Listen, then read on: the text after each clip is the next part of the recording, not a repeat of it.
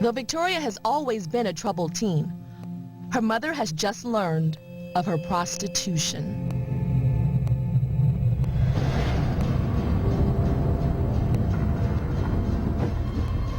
I was completely naive. She came to finally talk to me about it, and it was devastating. I didn't believe it at first. I didn't want to believe that, and I still don't want to believe that. We were able to give her, you know, food and a home and shelter and a good family, a stepfather. We tried really hard. We thought we were doing a good job.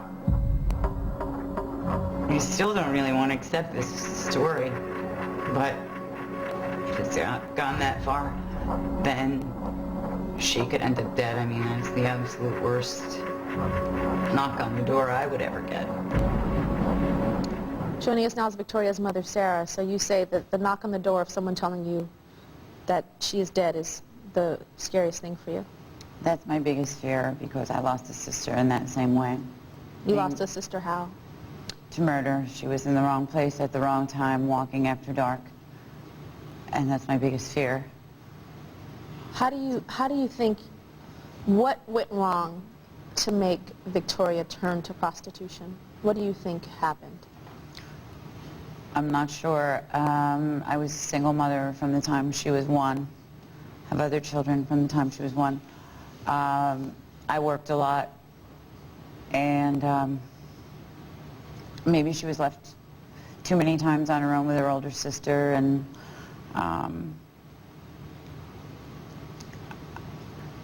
I guess she did not feel like she could come to me or her stepfather and ask us for money for the things that she needed. Do you ever feel guilty for what her prostitution, her life? Of course I do. Of course I do, because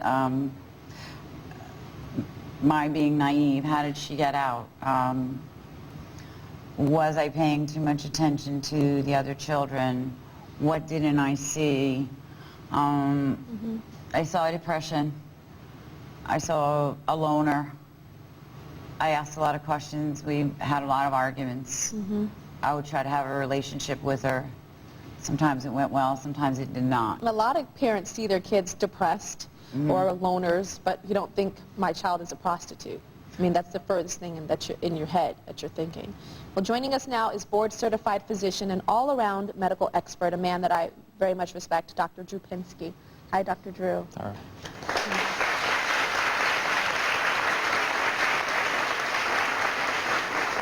So, Dr. Drew, her prostitution started at 14 years old. I remember I was 14 years old, I think in the 9th grade. Yeah. So, and I hadn't had sex and had just kissed a boy.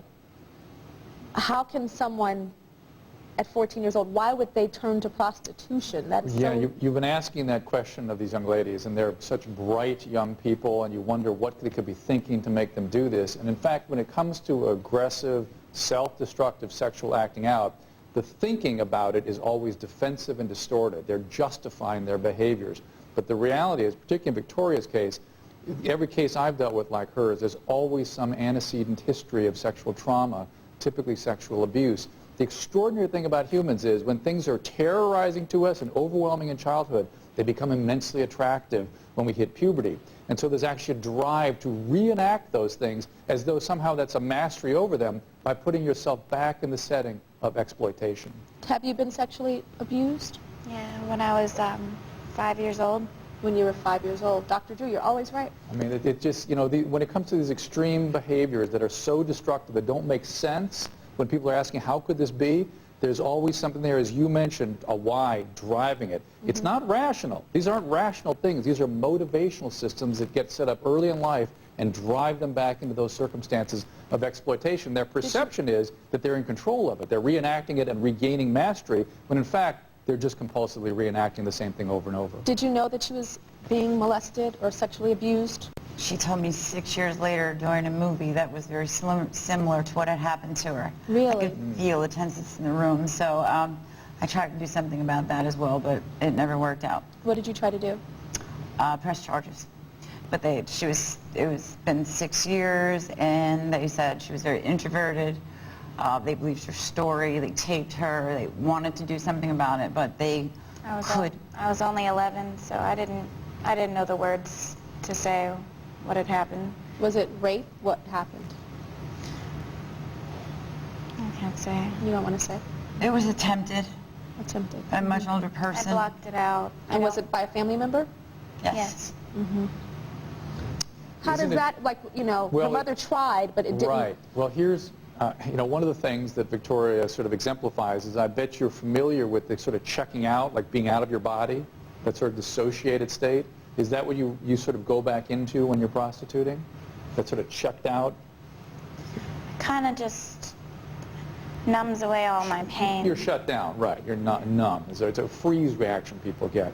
And Mom, sometimes, you know, the thing about trauma is it has an intergenerational component. It goes from one generation to the next. And you mentioned that your sister was sort of in the wrong place. Was there sexual traumas in your household when you were growing up? In my household? When you were growing up? Not in my household. But But you were around those. But the point is, when It happened to me as well. Yeah, when people get sexually traumatized, again, because of that attraction, you don't think you're doing it. You have no idea you're doing it, but you'll bring people around who, because they're attracted to you, those same kind of people, and they do it on the next generation. And unless there's treatment intervening, it keeps on rolling. what can her mother do to help her daughter? The first step is her mother is here, which is fantastic.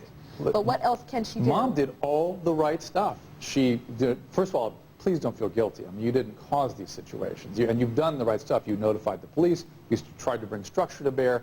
But I've got to tell you, these kinds of circumstances require professional help. They need to be treated. Because all the containment in the world, she'll slip out. Because she's intensely driven to do these things, right? The good thing is that she's 16 years old. Right. And she's still young. Right. And I always say that what has happened to us does not have to be our future. It's Right. something that has happened to us that we can learn from and grow from. And there's a beautiful thing that you said here, Victoria, earlier. You said that you hope that telling your story is helping somebody else. And you are helping so many girls. So many girls are looking at this right now that have been neglected, that have been abused, that have been raped, that have been molested. And they're saying, I don't have to be a victim of my circumstance. And maybe they could see themselves going down your path, and maybe watching you right now is stopping them. I just don't want, I tried and tried to get a job and failed, and I don't want them to stop trying. And I don't want you to stop trying. We wanted to help Victoria and Sarah, her mother, so we called our friends at Success for Kids and Families near their hometown, and they're going to assist them on the road to recovery by providing the specialized care that Victoria needs. How does that sound? Does that sound good? Good. Good. All right, we'll be right back. Thanks, Dr. Girl. Coming up, used, abused, and discarded. A sex industry survivor's shocking story. I started out as a stripper, then progressed into prostitution, and progressed into being a porn star, porn actress. And it's just it's a slippery slope.